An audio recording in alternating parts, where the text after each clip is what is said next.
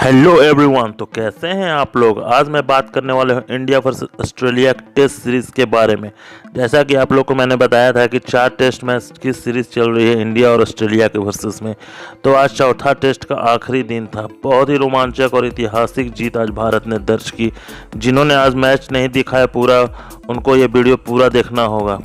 मैं आपको इस वीडियो में पूरा डिटेल बताऊंगा क्या क्या रिकॉर्ड बने हैं आज और क्या इतिहास रचा गया है। ये ऐसा मैच मैंने आज तक अभी तक नहीं देखा। अब आप लोग सोचोगे कि मैं ऐसा क्यों बोल रहा हूँ कि ऐसा टेस्ट आज तक नहीं देखा है, क्योंकि इस तरह का टेस्ट बॉलिंग लाइनअप आज तक मैंने किसी टीम की नहीं देखी हो। क्योंकि इस टेस्ट भारत की जो टेस्ट टीम की बॉलिंग लाइनअप थी उसकी आप अनुभव देखेंगे तो 5 मैच की भी अनुभव नहीं थी। अगर टेस्ट मैच की बॉलर की बात करें भारत के, तो टी नटराजन जिन्होंने डेब्यू किया था, सुंदर का तो उन्होंने भी डेब्यू किया था। मतलब कि दोनों एक भी मैच नहीं खेले। अगर बात करें तो सबसे एक्सपीरियंस गेंदबाज भारत की तरफ से थे वो सिराज थे, मोहम्मद सिराज, जिनका ये तीसरा टेस्ट मैच था। मतलब 2 टेस्ट मैच का अनुभव था उनके पास।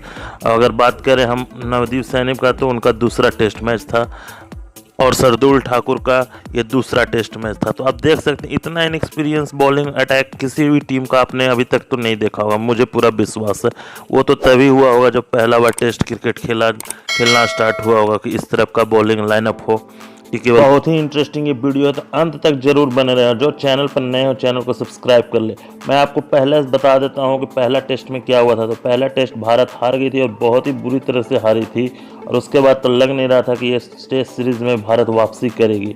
पहले टेस्ट सीरीज़ में विराट कोहली कप्तान थे और एक ऐतिहासिक हार हुई थी वहाँ पर, क्योंकि 36 रन पर भारत ऑल आउट हो गई थी, जो कि आज तक की क्रिकेट इतिहास में कभी टेस्ट में नहीं हुई थी।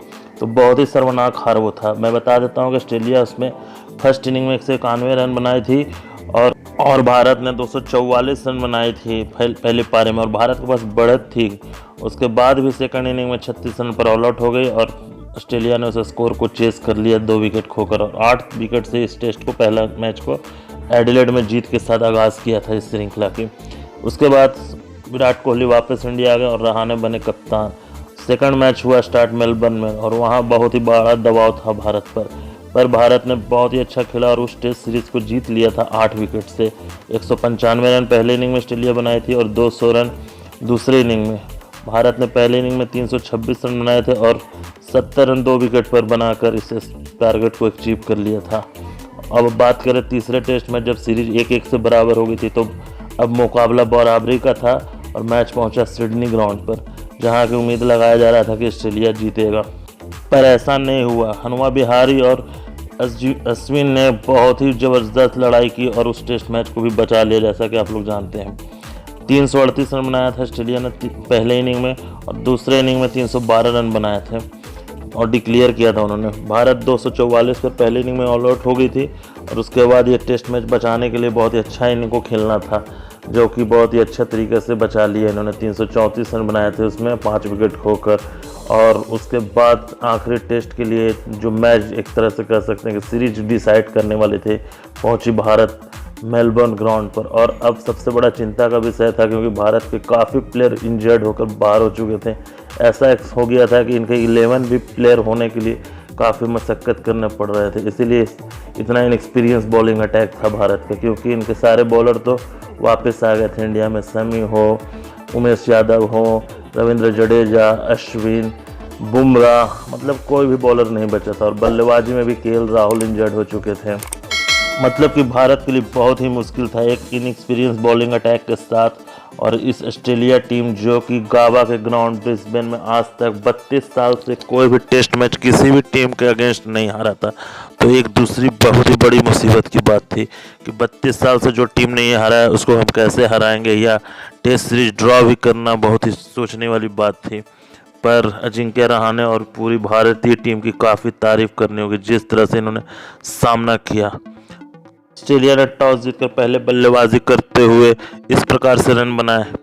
वार्नर 1 रन, हैरिस 5 रन, लेवशेंग 108, Smith 36, Wade 45 run, Green 47 run, Tim Paine 50 run, Cummins 2 run, Starc 20, Lyon 24 और हेजरवुड 11। इस प्रकार से इन्होंने विशाल स्कोर 369 रन बना दी। भारत की तरफ से सिराज ने 1 विकेट, नटराजन ने 3 विकेट और ठाकुर ने 3 विकेट और वाशिंगटन सुंदर ने 3 विकेट लिए। तो ये थे बॉलिंग लाइनअप भारत की। जवाब में उतरी भारत की टीम। रोहित शर्मा ने बनाए 44, शुभमन गिल ने 7 रन, पुजारा ने 25 रन, रहाणे ने 37 रन, मयंक अग्रवाल 38 रन, पंत ने 23 रन, सुंदर ने 62 रन और ठाकुर ने 67 रन। ये दोनों ने मिलकर मैच में वापसी कराई भारत को, वरना एक समय में ऐसा लग रहा था कि भारत ये टेस्ट मैच हार जाएगा। उसके बाद सैनी ने 5 रन, सिराज ने 13 रन और नटराजन ने 1 रन और एक्स्ट्रा थे 14। कुल मिलाकर 336 रन बना के भारतीय टीम ऑल आउट हो गई और इस तरह से ऑस्ट्रेलिया ने 33 रन की बढ़त ले ली। बात करें ऑस्ट्रेलिया बॉलिंग की तो स्टार्क ने 2 विकेट, हेजलवुड ने 5 विकेट, कमिंस ने 2 और लायन ने 1 विकेट। इस प्रकार से लिए थे सारे विकेट्स बॉलरों ने। अब 33 रन की बढ़त थी। ऑस्ट्रेलिया तेजी से रन बनाकर एक बड़ा टारगेट देना चाहता था भारत को और समय भी बचाना चाहता था क्योंकि अब 2 दिन बच रहे थे और बारिश की भी चांसेस थी दोनों दिन। तो सेकंड इनिंग में बल्लेबाजी करने आए वार्नर और हैरिस ने मिलकर अच्छी शुरुआत की और हैरिस ने बनाया 38 और वार्नर ने बनाया 48। वार्नर ने काफ़ी आक्रामक रूप अपनाए हुए थे। लवुशन ने 25, स्मिथ ने 55, वेड ने 0, ग्रीन ने 37, पेन ने 27, कमिंस ने 28 और स्टार्क ने 1, लायन ने 13, हेजलवुड ने 9 और एक्स्ट्रा थे 13। तो ऑस्ट्रेलिया चाह रही थी कि तेजी से रन 350 या 350 के टारगेट बना ले और तब डिक्लेयर करे अगर बारिश नहीं हो तो, पर ऐसा नहीं हुआ। भारत ने लगातार निरंतर विकेट लेते रहे और इस तरह से 294 पर ऑल आउट कर दिया ऑस्ट्रेलिया को और 33 रन की बढ़त थी उनके पास। तो इस तरह से 328 रन का टारगेट रहा भारत के सामने और दिन के चौथे दिन के अंत में 25 ओवर के आसपास खेल थी, पर भारत ने बारिश के कारण केवल 2 ही ओवर खेल पाए और 4 रन बनाए और मैच पहुंच गया 5वां दिन, जो कि बहुत ही रोमांचक था आज का दिन। अब आपको पूरा मैं मैच का डिटेल आज का बताऊंगा कि कैसे क्या हुआ। आज 5वां दिन जब भारत बैटिंग करने उतरी तो उनके सामने 324 रन चाहिए था जीतने के लिए और उनको ये भी ध्यान रखना था कि कहीं जीतने के चक्कर में मैच हार ना जाए, जिससे कि टेस्ट सीरीज भी गंवाना पड़ जाए उनको। तो बहुत ही प्रेशर सिचुएशन मैच थी और पिच थी 5वें दिन की और ऑस्ट्रेलिया की बॉलिंग का सामना करना था एक इनएक्सपीरियंस कह सकते हैं बैटिंग लाइनअप को 5वां दिन इस गावा की पिच पर बचाने के लिए। तो शुरुआत तो हमें रोहित और गिल से काफ़ी उम्मीद थी, पर रोहित ने जल्दी आउट हो गया केवल 7 रन बनाकर और भारत को शुरुआती झटके लग गए 18 के स्कोर पर ही। उसके बाद काफ़ी दबाव आ गया भारत पर और पुजारा और गिल पर जिम्मेवारी थी इस टेस्ट मैच को बचाने के लिए। तो फिर पुजारा और गिल ने काफ़ी आराम से खेलते हुए धीरे धीरे इस मैच को एक अच्छी साझेदारी की, जो कि उस समय भारत की बहुत ही ज़रूरत थी और 114 रन की साझेदारी कर दिया, जिससे कि भारत एक अच्छी स्थिति में अब लगने लगी। अब वो सोच सकती थी कि हम थोड़ा चेस कर सके, पर 132 के स्कोर जब हुई थी भारत की तो 91 रन बनाकर 146 गेंदों में शुभमन गिल आउट हो गए। उसके बाद बल्लेबाजी करने आए कप्तान अजिंक्य रहाणे और पुजारा ने फिर से डिफेंसिव होने की कोशिश न करते हुए रहाणे ने आक्रामक रूप अपनाया, मतलब कि वो चेस के लिए ही जा रहे थे कि अब हमें इस मैच को जीतना है। भले ही रिस्क था फिर भी उन्होंने अटैकिंग मोड चालू रखा और 22 गेंद में 24 रन बनाए और बनाकर आउट हो गए। फिर से एक बार भारत परेशानी में आ गई क्योंकि अभी स्कोर 167 ही हुआ था और तीसरा विकेट भारत ने गंवा दिया था और ओवर भी अभी 56.5 हुआ था, मतलब कि भारत को आज अभी भी 44 ओवर खेलने थे। तो फिर से भारत एक बार दबाव में आ गया, मगर पुजारा एक छोर पर डटे हुए थे और बिल्कुल वो चोट खा रहे थे, पर फिर भी आउट होने का नाम नहीं ले रहे थे। एक नंबर बैटिंग को प्रमोट करके ऋषभ पंत को भेजा गया कि शायद कुछ अटैकिंग करके और मैच को जिता दें, पर ऋषभ पंत ने रिस्पॉन्सिबिलिटी लेकर आराम से धीरे धीरे शुरुआत की और उसके बाद पुजारा के साथ मिलकर एक पार्टनरशिप करने की कोशिश की।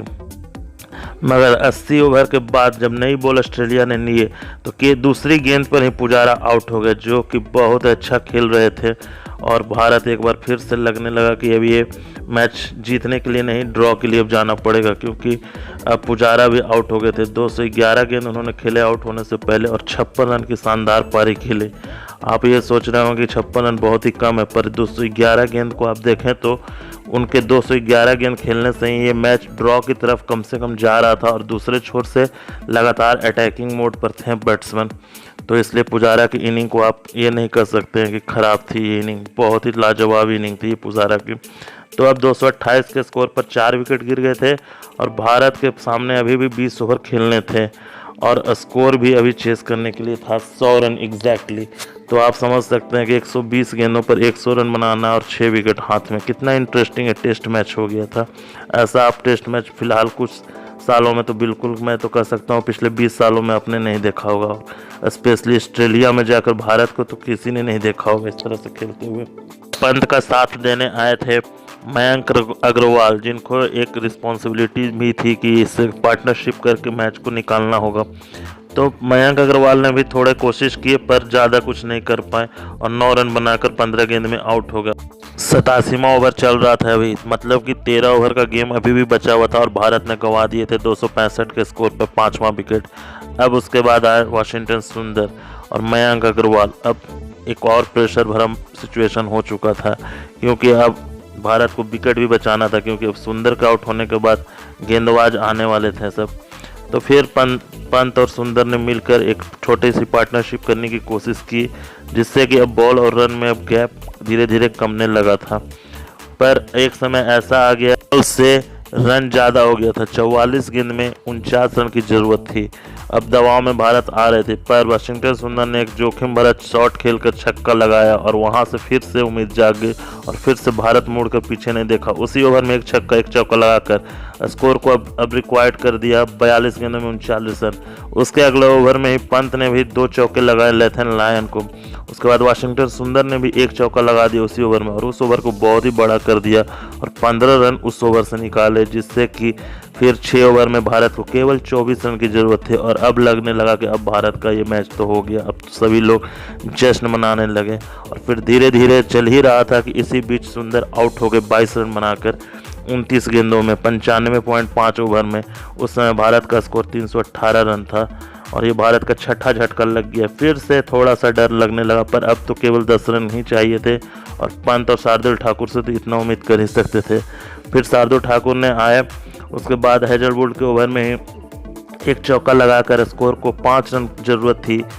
तब उसके बाद ठाकुर भी 2 रन लिए और उसके बाद आउट हो गए 2 रन बनाकर 3 गेंदों में। तो 7वां विकेट गिर गया पर अब उस समय जीतने के लिए चाहिए था केवल 3 रन और पंत स्ट्राइक पर आ चुके थे और आखिरी गेंद में ही मारकर उस स्कोर को अचीव करा दिए भारत को। और भारत ने इस टेस्ट मैच को 3 ओवर पहले ही ख़त्म कर दिया और एक ऐतिहासिक जीत कर लिया। तो चलिए देख लेते हैं भारत के स्कोर बोर्ड को।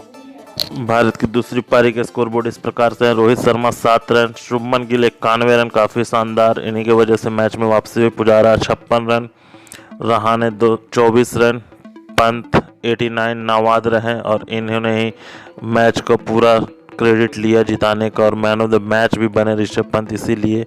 और ऋषभ पंत मुझे लगता है कि इस प्रदर्शन से अब इनकी टेस्ट में जो सीट है वो उन्होंने अपना रिजर्व कर लिया। अब शायद ही किसी और कीपर की तलाश करेगी भारतीय टीम, क्योंकि सिडनी में भी 97 रन बनाए थे शानदार और अब 89 बनाकर इस बार फिनिश किया मैच को, तो ये काफ़ी अच्छी बात है।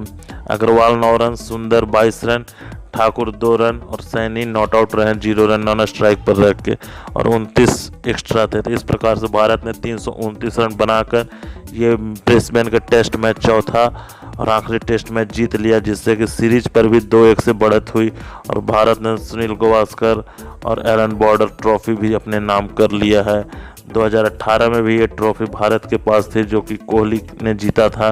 उस समय ऑस्ट्रेलिया के कुछ एक्सपर्ट्स ने कहा था कि हमारे पास वार्नर और स्मिथ नहीं, इस वजह से भारतीय टीम जीत गई। पर इस बार भारतीय टीम ने दिखा दिया कि हमारे पास कोई भी मेन खिलाड़ी नहीं है, केवल पुजारा, रहाणे और रोहित के अलावा, फिर भी हम ये टेस्ट मैच तुम्हारे फुल स्ट्रेंथ टीम्स के सामने जीत लिए हैं। ऑस्ट्रेलिया के सेकंड इनिंग की बॉलिंग के तो स्टार को कोई विकेट नहीं मिला और आप इकोनॉमिक रेट दे सकते हैं 4.69, तो काफ़ी धोया है स्टार को इन्होंने। हेजलवुड ने 1 विकेट लिए हैं 74 रन देकर और कमिंस जो कि सबसे टॉप बॉलिंग किए हैं इसमें, इसी वजह से उन्होंने मैन ऑफ द सीरीज़ भी लिया है। इस सीरीज़ में 21 विकेट अपने नाम किए हैं इन्होंने, 4 विकेट लिए 55 रन देकर और लायन को मिला है 2 विकेट जो कि अपना 100वां टेस्ट मैच खेल रहे थे। इनको भी याद रहेगा क्योंकि इस तरह से बुरी हार हुई है इनको। इस टेस्ट मैच में man of the match Rishabh Pant रहे और man of the series PAT Cummins. तो चलिए कुछ रिकॉर्ड्स जान लेते हैं, जो काफ़ी सारे रिकॉर्ड्स यहाँ बने हैं। हाईएस्ट सक्सेसफुल चेज अगर बात करें इंडिया के द्वारा तो 406 था वेस्ट इंडीज़ के खिलाफ 1975-76 में, और 387 था इंग्लैंड के अगेंस्ट चेन्नई में 2008-2009 में। और आज जो चेज़ हुई है 328 रन, वो 2020-21 में। ये तीसरी सबसे सफल चेज़ है भारत की टेस्ट मैच में।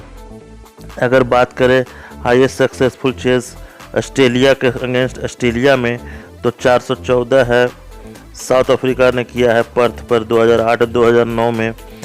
332 रन इंग्लैंड ने किया था मेलबर्न में 1928-1929 में। और अब ये तीसरा सबसे बड़ा चेज़ है ऑस्ट्रेलिया के अगेंस्ट ऑस्ट्रेलिया में, तो ये काफ़ी अच्छी बात है इंडिया के लिए। तो भारत ने ऑस्ट्रेलिया के 32 साल की विनिंग स्ट्रिक को तोड़ दिया है गावा ब्रिस्बेन में। 32 साल से हारी नहीं थी।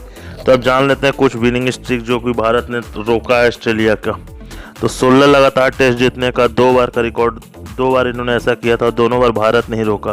पहले 2001 में रोका था कलकत्ता में, फिर 2008 में रोका पर्थ में जीतकर। तो 16 टेस्ट लगातार उस समय ऑस्ट्रेलिया जीत रही थी। अगर बात करें ओडीआई की, तो घर में जीतने की, तो 19 लगातार ओडीआई जीत चुकी थी ऑस्ट्रेलिया अपने घर पर उसे भी भारत नहीं रोका था 2016 में सिडनी में वनडे जीतकर। तो ये भी विनिंग स्ट्रिक भारत ने रोका। और अब गावा में 32 साल से किसी टीम ने नहीं हराया था, उसका भी विनिंग स्ट्रिक भारत ने रोका ही है। तो इस तरह के कुछ खास रिकॉर्ड्स बनाए हैं भारत ने आज। और पंत भी एक नया रिकॉर्ड बनाया, भारत के सबसे तेज विकेट कीपर बन गए हैं 1000 रन पूरा करने वाले। तो ये भी अच्छी बात है भारत के लिए। इन्होंने धोनी को पीछे किया है, सबसे तेज धोनी का रिकॉर्ड था 1000 रन भारतीय कीपर में पूरा करने का टेस्ट में। तो ये भारत के सबसे तेज विकेट कीपर बन गए हैं। तो वीडियो ये कैसा लगा आपको कमेंट करके ज़रूर बताइएगा। थोड़ी सी वीडियो लंबी हो गई थी, पर मुझे ये मैच डिटेल में बताना था आपको। तो चलिए मिलते हैं अगले वीडियो में। तब तक के लिए ये जो लाल वाला सब्सक्राइब बटन है वो क्लिक हो जाना चाहिए। मुझे नहीं पता कैसे क्लिक होगा, विकेट फेंक के या